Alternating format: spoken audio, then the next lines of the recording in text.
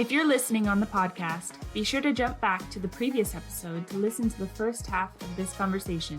Come back here for part 2.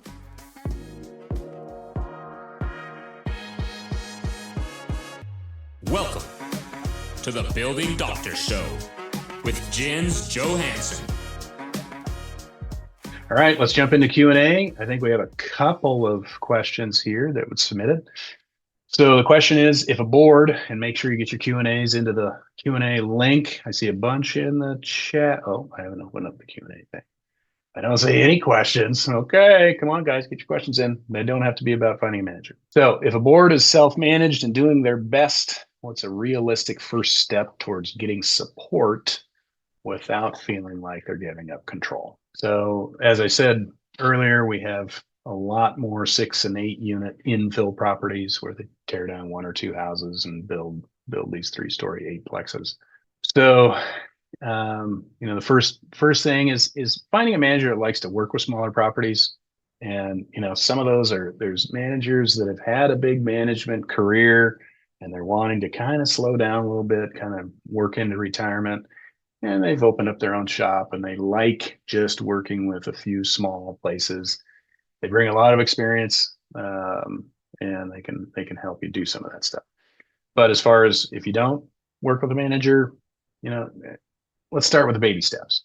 Get your numbers in order. Make sure your financials are up to speed and timely, and you can see and track each unit and if there's anything they owe.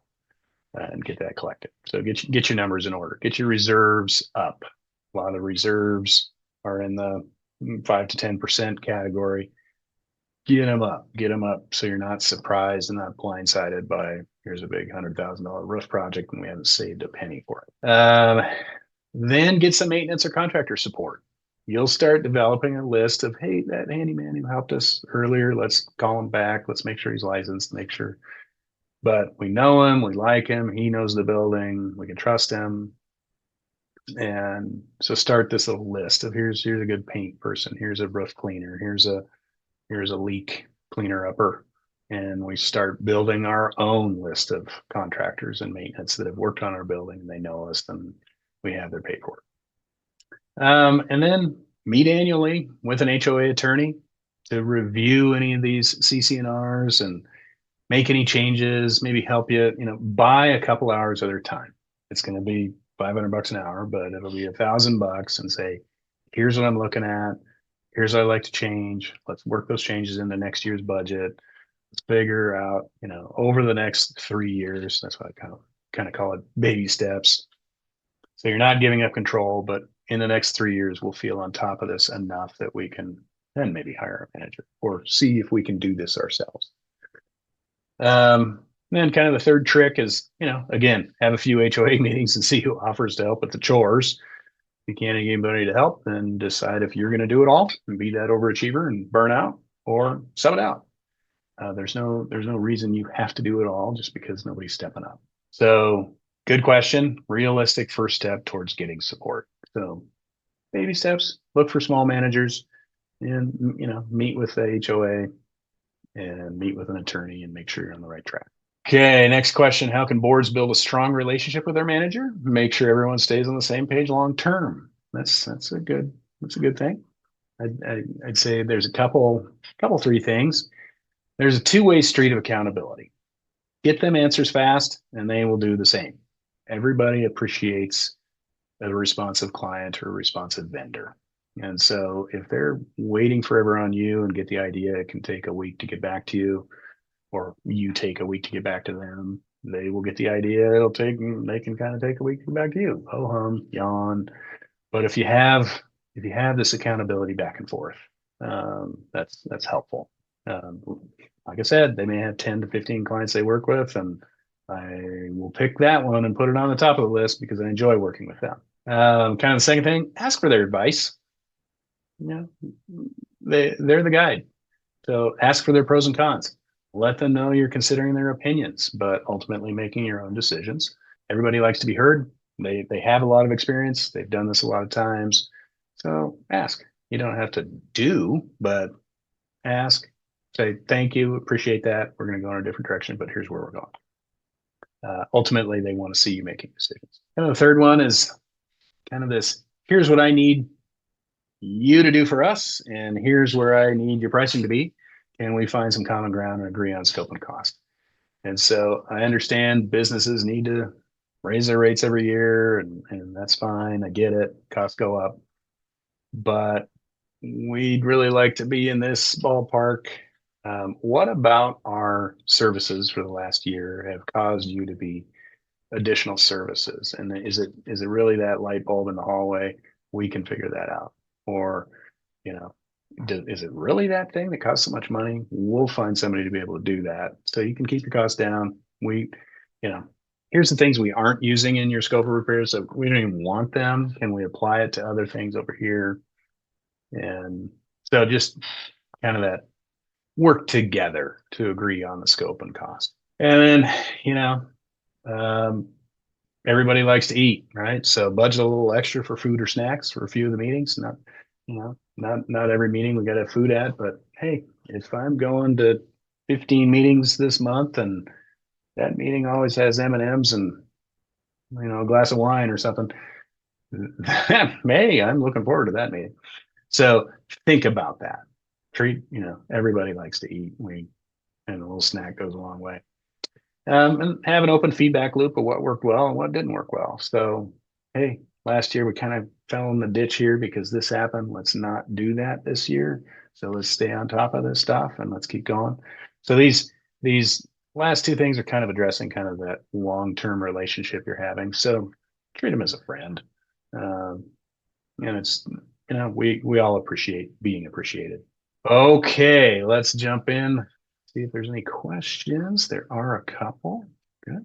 If your board had to hire a new manager tomorrow, what's the first question you'd ask in an interview? We have we have the interview questions. They're in the chat, and so look at that list. But I would kind of cover these things. What are you looking for in a board? What are some bad? What is your worst board nightmare, and how do we not be that?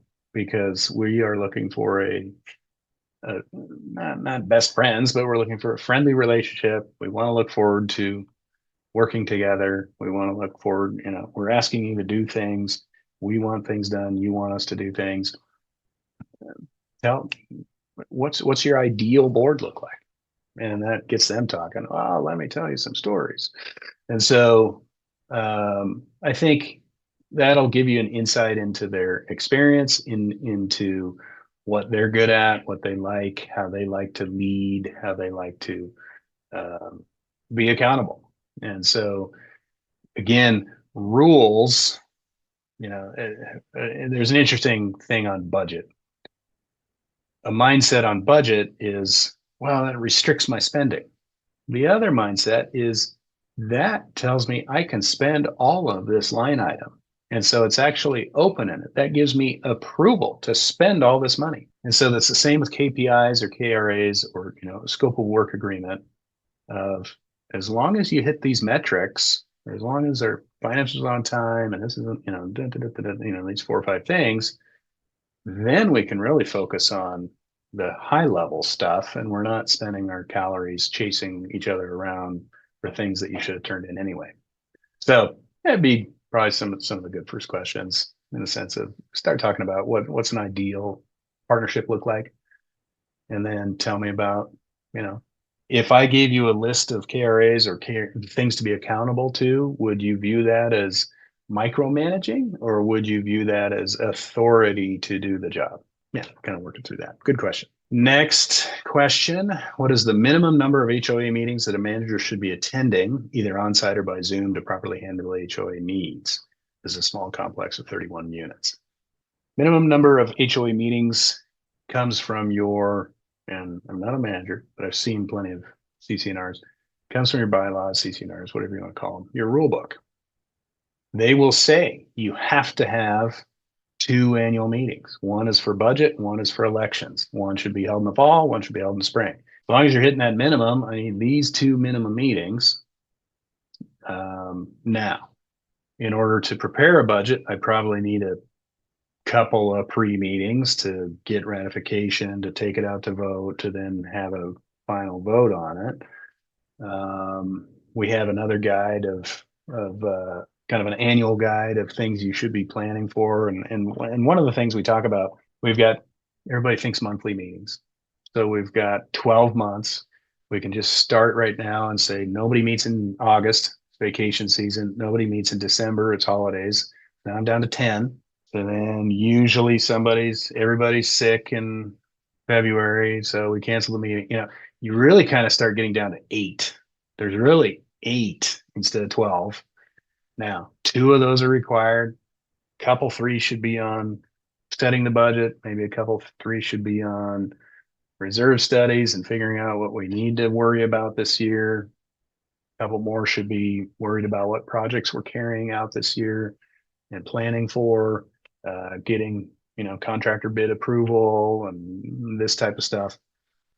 So I would say 4. I would at least say 4, if not 6. So then attending either on site or by Zoom. Everyone who wants to do Zoom meetings, they're great, they're convenient. You get more attendance. That's awesome. But when the manager is on site, they can actually really, you can smell it when you walk on site. You can see it. The second they walk on site, the landscaping is either in order or not. The trash is either picked up or not. The building looks like heck or not. The lobbies look clean or not. And so they can immediately go through this vendor isn't doing their job, that vendor's not doing their job, that vendor's. And so having enough in-person site visits, and some of these are conducted by, some companies have maintenance staff that run around and kind of check on things. Others, it's just managers showing up for meetings. So you can, we say visit the site, at least, once a quarter. You can kind of walk around and see the gutters full. You can see the roofs dirty. You can see the splash and mud on the siding because the gutters are clogged. So a lot of things get observed real fast with somebody experienced being on site. So I would try to do some, get them out there, or at least get their tech rep out there to walk around and look at that stuff. Third question and last one. Hurry up and get your questions in there. So we're a small community. Do we really need to hire a full-time manager? Nope. You can do it yourself, but just go through that thing. Ask yourself who's going to do it, and go through that slide list. If you want a copy of the slide list, chat to Carolyn, and we'll get that out to you. But who is going to, know the rules, explain the rules, be up to date on the rules, do the financials, do the penalties, fines, and assessments and things like that, upkeep the reserve study, just kind of blot those things out and put names beside them. We see lots of 4-member HOAs that said, you got to have somebody mowing the shared landscaping. No, we take turns once a week. We do it every other week. It's like, wow. Okay. So, I mean, it's ultimately up to you, but who is going to do it? And if they can do it, they can do it. But why you should have a good manager is all the reasons in this thing. So really important. So, okay, good questions. Now let's get on to the raffle drawing. Okay. We're giving away cups and mugs this time, and a cookie and a Starbucks card, because running a small city requires a major caffeine boost. So let's see. We are going to choose lucky number 6. Lucky number 6. When you sign in, Carolyn sees how you entered and signed in, so she will pick you and go from there. And thank you for playing. Okay, new or, new board or board members just needing some additional help. We have additional training for boards and members. Use this little QR code, or if you like typing, learn.j2consults.com/resources. Maybe you're a new manager. So check this out. We've got all sorts of things. Free is on YouTube and our website. We now have CAI accredited clock hour training for managers and even boards. So the link will be in the chat. Washington one will be tomorrow, and Oregon one will be September 23rd. Stay in touch for that. We have all this stuff: guides, flyers, newsletters, Building Doctor Show, 1-minute email, blog, flyers. You can learn everything about us. And those went fast. So yes, you can stream it wherever you go. We're on Spotify. We're on Apple iTunes. So thanks for tuning in. See you next month. If there's any topic you want to cover, feel free to leave it in the chat and we'll get something put together for you. So thanks for listening. This podcast is part of J2's free live webinar, The Building Doctor Show. To attend the live show and ask your questions during the Q&A, visit www.j2consultants.com.